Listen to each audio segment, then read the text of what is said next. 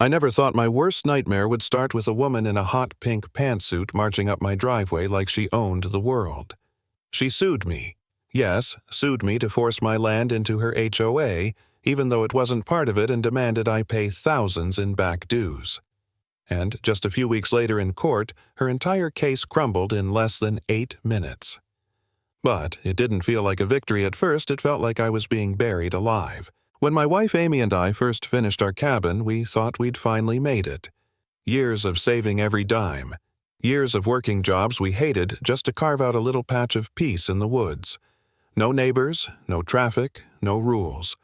Just the sound of pine needles crunching underfoot and the smell of wood smoke curling into the morning sky. It was ours, completely ours. At least that's what I believed until the morning Karen Turner showed up. She strutted up my brand new porch steps like she was about to serve a royal decree. Her hair was sprayed so stiff it could have deflected bullets. She held out a violation slip like it was a death warrant. "Your fire pit is unapproved," she announced, eyes locked on the ring of stones I'd built myself. Then she waved a manicured hand at the forest. "You'll need to clear about 40% of these trees. The covenants require a park-like appearance." I laughed. "Not the happy kind. The bitter, what the hell is wrong with you kind. These trees were here before your HOA even existed," I said. Amy tried the polite route, explaining we'd done a full title search. No HOA ties. Karen just smiled tight and fake and tapped her clipboard. Ignorance of the law is no excuse. "Welcome to the neighborhood." Then she dropped the violation slip on my step like a curse and walked off. That's when I realized she wasn't just a busybody. She was a tyrant. And she'd just declared war. The first weeks were a nightmare. Notices in the mail. Threats of fines. Then a thick envelope, 48 pages of HOA legal jargon claiming our land had been annexed in 1996 by some community expansion clause. They demanded back dues plus penalties over $9,000. I remember staring at that number feeling sick. I wanted to believe it was a mistake, but Karen didn't do mistakes. For the first time, I felt doubt gnaw at me. Maybe we couldn't win. Maybe the system was stacked too high in her favor. Maybe selling the place and walking away was the only option. I paced the cabin, fists clenched, muttering that I'd go down there and tell her exactly what I thought. But Amy stopped me, her hand on my chest, eyes steady. "That's what she wants. You lose your temper, she wins. We fight, but we fight smart." So Amy dug into records while I fortified our home. She was the brains, I was the stubborn muscle. But Karen didn't let up. Soon, a drone hovered over our roof, buzzing like a mosquito, its camera pointed straight at our windows. Then, someone poured sand into our well pump, killing our water supply. One night, 2 of her little minions crept out of the woods and started rolling HOA-approved beige paint on my cedar siding. I caught them under the floodlights, their faces frozen in panic. They ran, but I had them on camera. I thought that proof would finally bring justice, but the sheriff shrugged it off as an HOA dispute. That's when despair hit hardest. Amy and I sat at our table buried in violation slips and legal papers, and I said the words I'd been choking on. Maybe we should just quit. Sell the place. Saying it felt like betrayal, but it was how beaten down I was. That's when Amy slid her laptop toward me, eyes sharp. "Look at this." She had dug into Karen Turner's real estate business.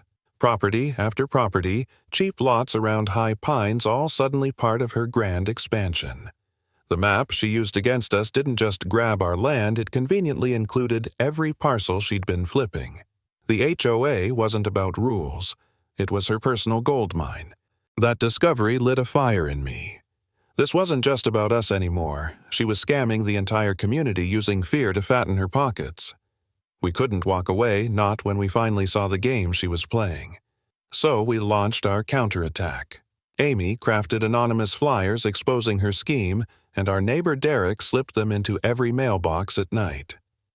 The next day, chaos. Neighbors whispering message boards exploding. Karen panicked, and when bullies panic, they make mistakes. Her biggest mistake showed up in a lifted black truck. 2 men stomped onto my driveway, one of them the same guy I'd caught painting my house. The other looked like a linebacker on steroids. "We're here for an HOA inspection," they sneered. Amy stood on the porch recording with her phone, her voice steady as she told them they were trespassing. The big guy stepped up chest to chest with me. I still had the axe from splitting firewood in my hand. I didn't raise it, but I didn't back down either. "Take one more step, and I will defend my wife and my home. You won't like how it ends." He hesitated, but the other guy lost his cool, lunging for my trail camera. When he shoved me, that was it. Assault caught on 2 cameras plus Amy's phone.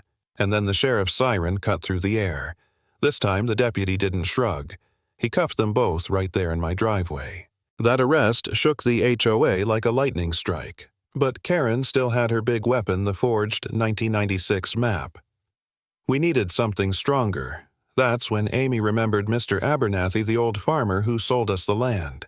We found him in a nursing home, sharp as ever, and when we told him what was happening, he leaned forward and said, "Son, that parcel was permanently exempt in '94. We voted on it. I've still got the documents." He wasn't bluffing. From under his bed, he pulled the original notarized 1994 map signed by the founding board showing our land carved out forever from HOA control.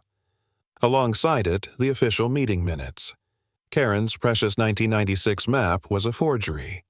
Suddenly, we weren't just fighting back, we were holding the weapon that could destroy her entire empire. The day of the trial felt like walking into a storm. Karen sat in court smug in her hot pink blazer flanked by her lawyer and rolling suitcases full of binders. She gave me a look like she'd already won. Her lawyer painted us as hostile outsiders, while Karen herself even squeezed out a few crocodile tears waving her official map for the judge. Then it was our turn. Our lawyer called me to the stand. I told the story, the drone, the sabotage, the paint, the attack. The judge let it all in. Then, with the whole room silent, he unrolled the 1994 map right next to Karen's forgery. One look at the signatures, the notary sealed the meeting minutes, and the color drained from Karen's face. We didn't stop there. The lawyer laid out her real estate scheme, the list of properties she'd bought, the millions she stood to gain by forcing them under HOA control. He played the video of her thugs shoving me. Every eye in that courtroom turned on her and her mask of confidence cracked. She sputtered, calling it lies, but the evidence was undeniable. The judge slammed her gavel. Case dismissed with prejudice, meaning Karen could never bring it back. But Judge Stone wasn't finished. She ordered Karen personally liable for every cent of our legal fees and damages. Then she announced she was forwarding the evidence of forgery, fraud, and perjury to the district attorney for criminal investigation. Karen just sat there, pale and shaking, her entire kingdom collapsing in real time. The woman who once strutted onto my land, certain she could control us now, looked like a child caught with her hand in the cookie jar. The courtroom buzzed, whispers filling the silence as the judge walked out. It was over. And that's where it ends, because sometimes bullies don't just lose.